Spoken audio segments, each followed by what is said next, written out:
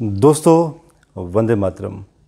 मार्च 2023 की first week की मैंने प्रेडिक्शन नहीं दी थी आप लोगों को स्टॉक मार्केट की, तो आप अभी नोट कर लीजिए। कुछ कारण थे नहीं देने के, थोड़ा सा मैं और भी ज़्यादा रिसर्च कर रहा था डिटेल में कि और एक्यूरेसी की तरफ ध्यान दिया जाए।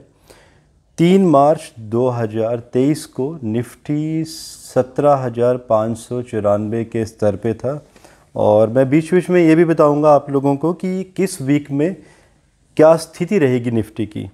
6 मार्च को 40 से 60 पॉइंट पहले तो डाउन की तरफ रहेगा रुख, उसके बाद 40 पॉइंट अपर साइड क्लोज़र दिखाई दे रहा है।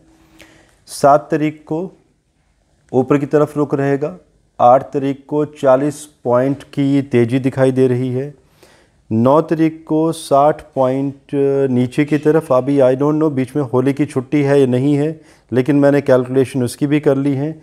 10 तारीख को 70 पॉइंट की तेज़ी दिखाई दे रही है, जिसमें कि अगर हम 10 मार्च तक का अगर स्तर देखते हैं निफ्टी का तो 17,900 दिखाई दे रहा है। इसके बाद छुट्टी है 11 और 12 तारीख की। 13 मार्च 11:15 तक डाउन दिखाई दे रहा है रुख, उसके बाद थोड़ी सी तेज़ी रहेगी और इस दिन सॉफ्टवेयर एंड बैंकिंग सेक्टर्स ऊपर की तरफ जाते हुए दिखाई दे रहे हैं। 14 तारीख को डाउन की तरफ रुख रहेगा। 15 तारीख को पहले तो अराउंड 80 पॉइंट ऊपर जाएगा एंड इसके बाद ये मैं मॉर्निंग की बात कर रहा हूँ कि 80 पॉइंट मॉर्निंग के समय में ऊपर रहेगा निफ्टी। अचानक ही बढ़ा हुआ दिखेगा जब मार्केट ओपन होगी। उसके बाद धीरे धीरे 10 बजे के बाद डाउन की तरफ जाना शुरू होगा और क्लोज़र भी डाउन की तरफ ही होगा।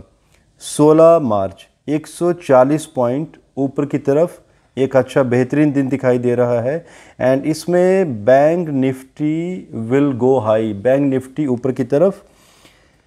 17 मार्च को ऊपर की तरफ पहले मार्केट जाएगी सुबह सुबह 11-12 बजे तक। उसके बाद थोड़ा बहुत जो रुख है वो नीचे की तरफ और डाउन की तरफ रहेगा और क्लोज़र डाउन की तरफ ही दिखाई दे रहा है। और 14 से 17 मार्च के बीच में निफ्टी 17,550 के बीच में, ये मेरी एस्ट्रोलॉजिकल विश्लेषण है।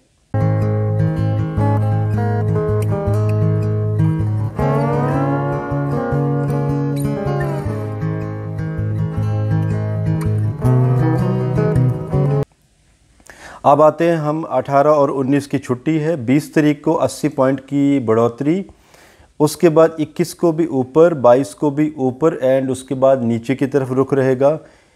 23 तारीख को डाउन एंड 24 तारीख को 70 से 90 पॉइंट की बढ़ोतरी मुझे दिखाई दे रही है। बीच में आप लोगों के एक क्वेश्चन का आंसर दे देता हूँ। मैंने कमेंट पढ़े थे वीडियोज़ में जो पैराना दिया था फरवरी का।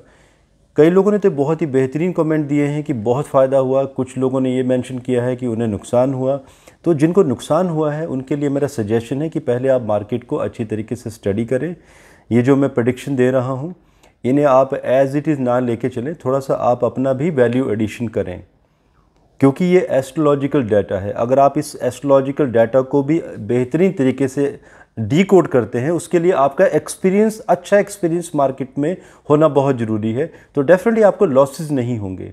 और फिर भी लॉसेस हो रहे हैं तो दोस्तों आप अपने एस्ट्रोलॉजर, ऐसा एस्ट्रोलॉजर जिसे स्टॉक मार्केट का, कुंडली का, पंचम घर का एनालिसिस करना आता हो, आप अपनी कुंडली का विश्लेषण करवाएं कि आपको लॉन्ग टर्म इन्वेस्टमेंट करना चाहिए, फ्यूचर एंड ऑप्शन में जाना चाहिए, या आपको ट्रेड करना चाहिए, या आपको गोल्ड इन्वेस्टमेंट या और किसी सेक्टर में आपको कार्य करना चाहिए।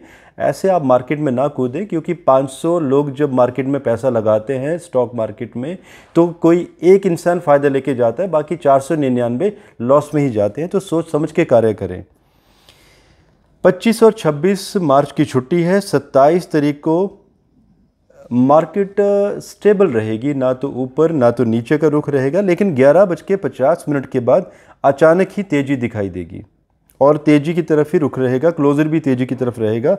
28 मार्च को पहले ऊपर, फिर थोड़ा सा निफ्टी डाउन की तरफ क्लोज़र रहेगा।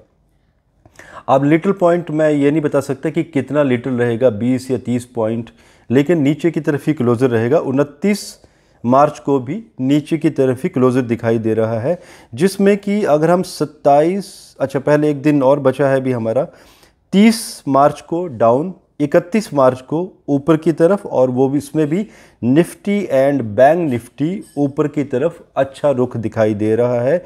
और 27 से 31 मार्च के बीच में क्लोज़र 18,170 का दिखाई दे रहा है।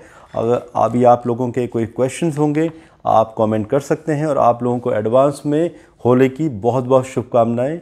भारत माता की जय।